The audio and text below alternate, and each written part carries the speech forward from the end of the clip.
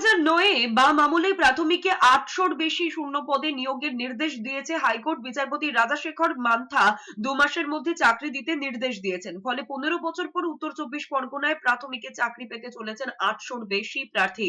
চলতি বছরের 24শে এপ্রিল পর্যন্ত হাইকোর্টে মামলাকারী সবাইকে চাকরি দেওয়ার নির্দেশ দিয়েছেন বিচারপতি।